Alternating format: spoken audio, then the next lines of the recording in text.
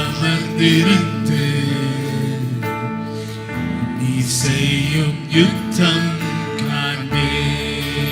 பார்க்க போராண்டவரே, பிரசனத்தில் அமர்ந்திருந்து நீ செய்யும் யுத்தம் காண்பே. எந்தனத்தினால் ஒன்றுமாக முடிந்தவங்க ரெண்டு கரங்களை உயர்த்தி சொல்லுங்க. என் பலத்தினால் அல்ல, என்னுடைய சுயத்தினால் அல்ல. அறிக்கை செய்ய, என் பலத்தினால்